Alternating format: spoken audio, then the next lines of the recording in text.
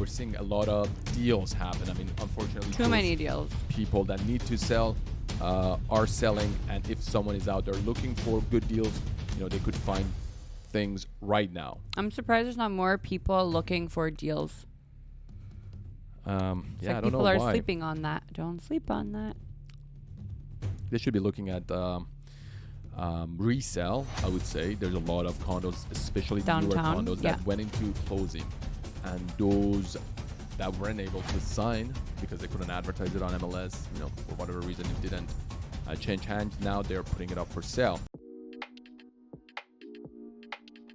Hi everyone, and welcome to Reality Check, where we discuss what's happening in Toronto's real estate market, where it's going, and help you make informed decisions buying and selling. This is Nima, and I'm Devany for a quick refresher. So we're gonna see what's going on in the summer of 2024, given it hasn't been that crazy of a year in terms of number of sales. I mean, the first 6 months of the year, interestingly enough, the transactions were even lower than last year for 6 months of the year. So with that being said, what's going to happen with the second half? I think it's going to be stronger. It's got to be. I mean, it can't be slower than what we've had so far. I'm going to fall asleep. Because, one thing that worth mentioning is it started off pretty good. I mean, like January was a little bit slow. We had the average prices, in the low millions. But then in February, things picked up, and that was due to the lack of inventory. And then just, fast forward, things were kind of looking up till the capital gains news came out. And for whatever reason, influx of units came out, especially in the condo segment. Yeah. We're sitting at they're sitting there. Yeah. They're sitting there. They're not selling. And we're sitting at about 7 months of inventory for condos, something we haven't seen before. In a while. During the height of the pandemic, we were sitting at about 5 months of inventory. So this is even more inventory in the terms of condos that we're carrying. And because of that, we're seeing a lot of deals happen. I mean, unfortunately, too many deals. People that need to sell are selling. And if someone is out there looking for good deals, they could find things right now. I'm surprised there's not more people looking for deals. I don't know why. People are sleeping on that. Don't sleep on that. They should be looking at resale, I would say. There's a lot of condos, especially Downtown, newer condos that went into closing. And those that weren't able to sign because they couldn't advertise it on MLS, for whatever reason it didn't change hands. Now they're putting it up for sale. I think the hottest corner right now is that Blue Jays Way Wellington corner. There's a lot of hot deals that you can find just on that corner. So on that corner, how many condos do we have that came into occupancy? Over 1,000. Yeah, so we have two buildings. Yeah, we have 2 towers, Nobu condos. Yeah, we got the third tower. 55 Mercer. Then we have 357 King. And is there anything else that's coming into? I think there's another one across the street that's finishing too. But just to say, right now, ready these to 4 towers. Yeah. I think that it's going to be over 1,000 units. It's going to be at least that have went into occupancy, closed. Even for rent, there's a lot of good deals there because there's so many that are there for rent. I think there was over 100 just at 55 Mercer when I had last checked. Yeah. Listed for lease. So a lot of hot deals, no matter what way you swing it. Yeah. What do you think is going to happen? With what? With just the market going into the the condo summer, segment? just overall. Going into the summer, I really don't think much is going to happen. Obviously, there is an interest rate announcement on the 24th. So right now we're filming in two weeks, we'll call it. There's going to be an announcement. I don't know if they're going to hold the rate. I don't know if they're going to lower it. I'm tired of the guessing game myself, so I'm not even going to go down that road. I think it's going to be a hold. Yeah, I agree with you, but I don't even want to start guessing anymore. It is what it is. But either way, I don't think there's going to be much activity during the summer. Even if they drop it, I don't see anything there's happening. Too much inventory for the amount of buyers in the condo segment specifically. Just so I want to, for sure. Yeah. But I think end of August, after back to school, after all that settles, obviously there is going to be a little bit more activity, regardless of what happens with the rates. I do believe that. So before going into the numbers, let's talk about this.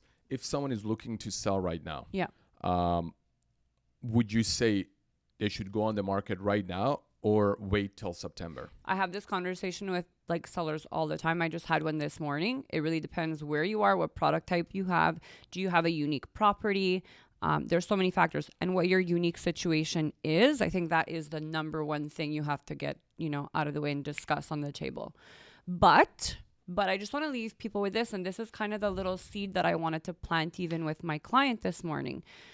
You can wait till September when we all think things are going to get better, but how many people are using that same strategy? Now, if there's going to be an influx, why are you laughing? No, that's so true. If there's going to be an influx of sellers, last year, and it happened about people that took their property off the market in November and December, we said in March that's going to happen. How many condos terminated in December? And then relisted. In March, April. And that's when we started more to inventory. March, April, all these condos came on the market. Yeah. And so that was another thing is like, okay, so do you need to sell? What's the timeline you want to work within, that time frame? What's the deadline that you're like, okay, I actually need to sell by this date? And then what are things going up at what pace, at what percentage month over month? So if you're only going to make or save 50K in the next 3 months, is it worth your carrying cost? So those are the questions that I kind of just pose. And it's not for me to decide or answer. It's really for the client at the end of the day. I think, you literally said it bang on. And I think that's a consideration. It's a case-by-case situation. Yeah. So what are you trying to achieve? Yeah. And again, if you have the time, maybe just wait till next year. See what happens. Yeah, for sure. We always say that. It's a buy and hold real estate. Yeah. If you do hold, you are going to make money. That's the reality. And again, if you're buying to upgrade, might not be a bad idea to switch hands. You're going to be selling a little bit cheaper, but on the higher end products, more the savings. drop has been much more pronounced. Agreed. A couple of things before we go into our normal market watch. Number of sales year to date, we're sitting at just over 36,000 sales, so 36,500. Comparing it to last year, which was a slow year. Last year, this time, we had sold close just over again, 38,000. So about 2,000 less sales. But what's interesting is listings year to date, we're sitting at over 86,000. Last year, we're at 69,000. So way more listing, less sales. Yeah, the absorption basically. That has led to the fact of that months of inventory has gone up. Yeah. And also we had a slight price drop month over month, but year over year also we're down about I think $20,000 average price, which is not a lot. What is it? Total in all categories. In all categories, 1.5%, 1.6%. We're gonna get into it, but this is what has happened so far. So the number of sales are the lowest we've seen probably in a decade for the first 6 months of the year, and the average price is holding pretty well. But again, we got to see what's going to happen with overall economy, interest rates, and it's not just real estate that's slow. I feel like the whole economy as a whole is just So, and what's going on with the grocery prices? Those are getting crazy. I eat out only nowadays. It's not worth it to go grocery shopping anymore. They're expensive too. Less expensive. The Gap, the Gap hasn't. I just went to this place. Don't want to say the name. Shrimp cocktail. 3 pieces of shrimp. I don't eat that. $44.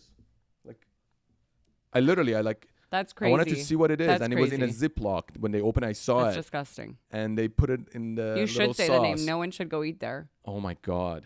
And then a New York steak that used to go for, I think it was $38, $40. No tomahawk for you, Nima? No No, tomahawk? those days are gone. I can't afford that anymore. So, anyways, moving on. Prices are getting insane. Can't even go out anymore.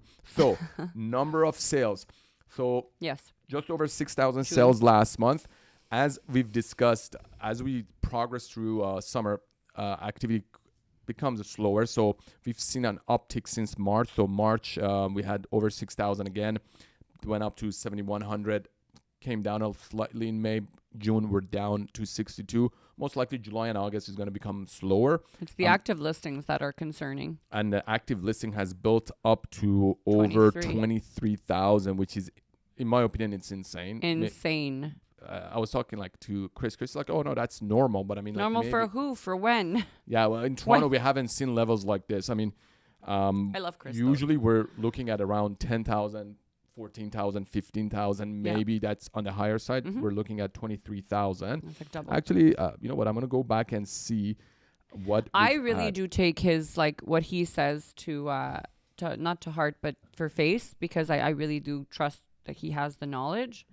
It's It just does, that's yeah. high. I haven't ever seen So it that here's high. So the for me, last it's 5 years of active listings. So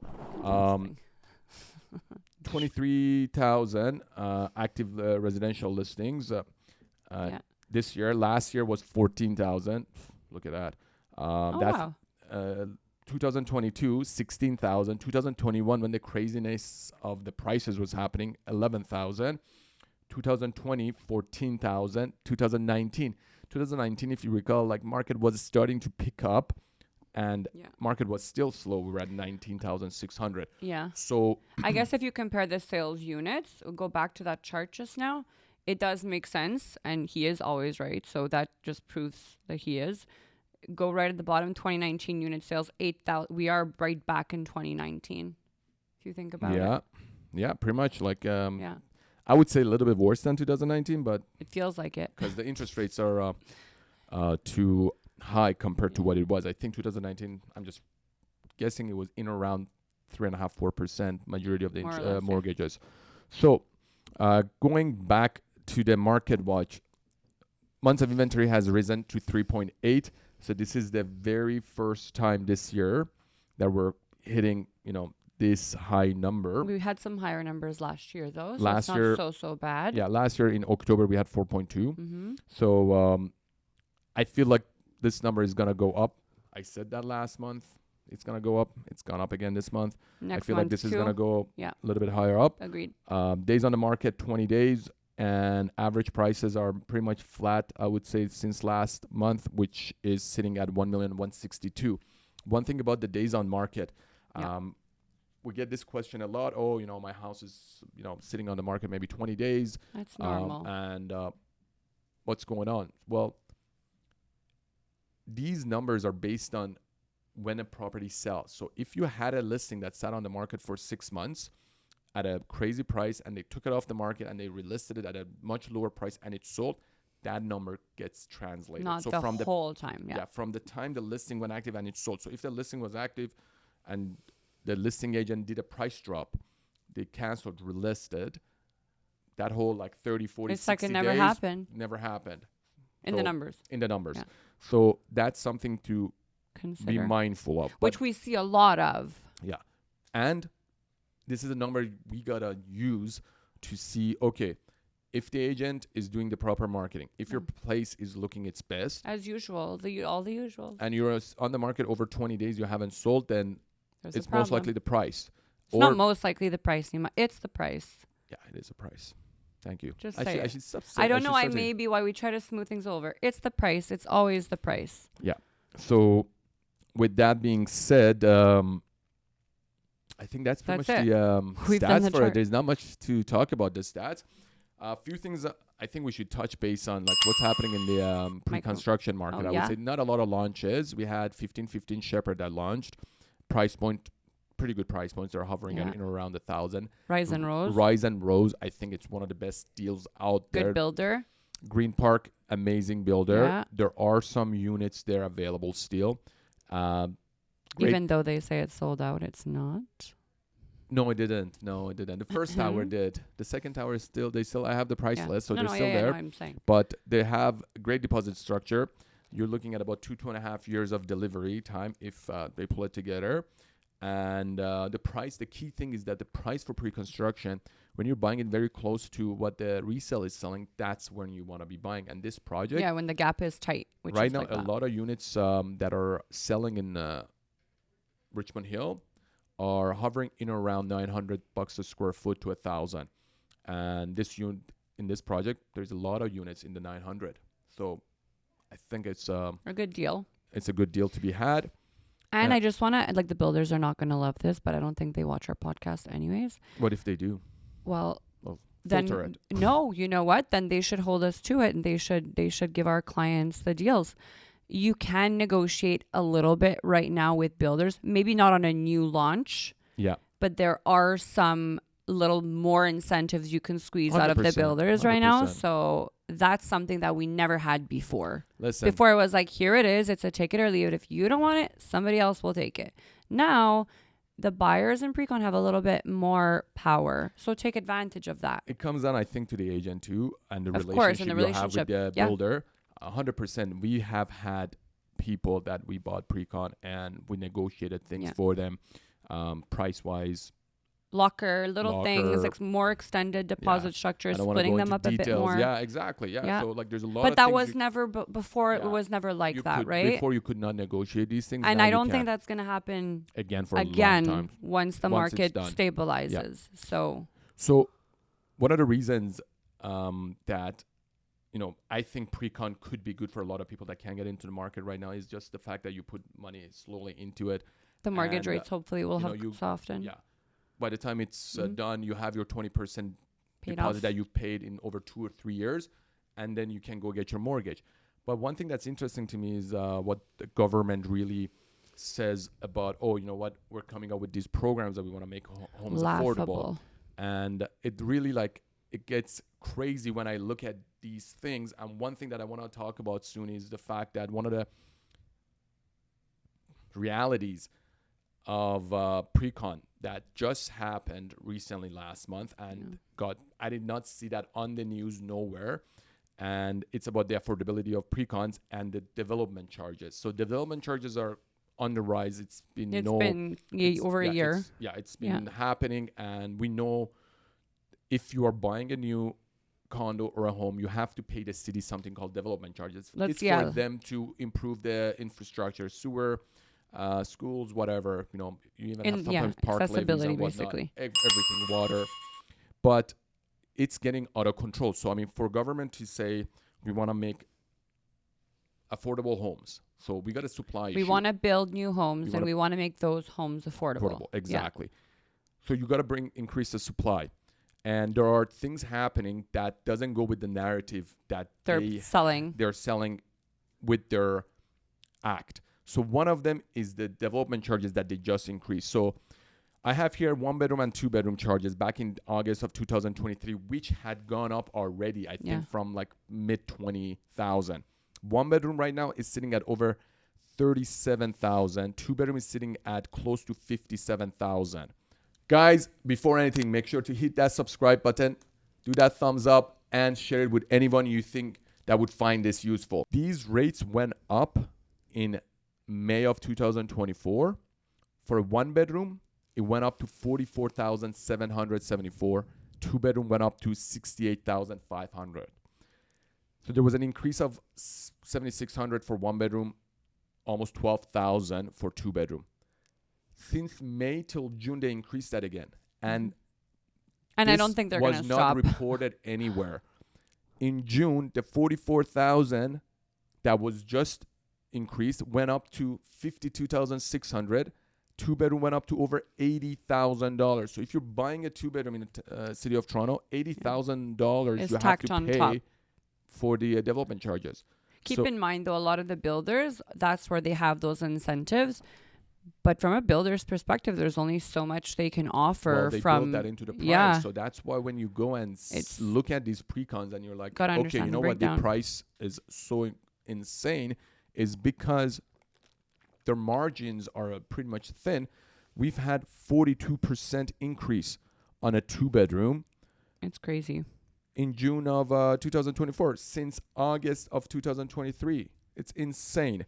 And like, how are you going to make new product affordable when you're getting development charges charged like this? So that's something that needs to really be talked about. But, these things got passed. No one really talked about it. You only really get to understand and know once you're buying a pre-con and once you're at the builder and you're like, what is this? Like when you see the breakdowns. Exactly. And then, you know what? We have programs that they're supposed to help with the first-time home buyers, saying, you know what, if you're buying any of these brand new product because they want to promote building, if you can get approved for 5% CMHC approved mortgage, then we'll give you the 30-year amortization. But I have yet to see someone that is buying a brand new condo with 5% down. When anything you want to buy pre-con, you Is- got to put down yeah. 20%. So Good luck with yeah, that. I don't know where you're going to find that. So that's actually a funny program that they have. It's no one understands that this is a joke. It's It's yeah. laughable. So that was one of the biggest thing I wanted to talk about. Mhm. And I think going into the rest of the summer, market is going to be the way it is. People are still trading real estate. People are still buying. And with the interest rates hopefully coming down in the next 2 to 3 months, think about this. If you're buying right now, you'll be closing in September, 60 October. days, we'll call it. Yeah. So you can take advantage of those if you are looking to buy. Yeah. What else, Devi? No, I think we're we good with that. I think we covered everything. Yeah. Keep it tight. Keep it relevant. Yeah, and so I don't think next month will be too exciting either. yeah. But So I let's guess see. we'll come back in September. Yeah. Back to school. Back Get to back work. to school. Yeah. So anyways, guys, again, If you like this episode, be sure to click that subscribe button, share, and if you find the information useful, share it with whoever you think would find it informative. And please comment on it. Let us know what you guys think. We need to really make these episodes, I would say, better. So let us know if you have Yeah. any thoughts. So what do you guys want to see? What do you want to see more Exactly. of? What do you want to hear about? yeah, let us know. Maybe we should just put an email out to the database and see what they're thinking. I Yeah. think that would be a good idea. Love it. But yeah, Thanks for watching. we'll see you next time.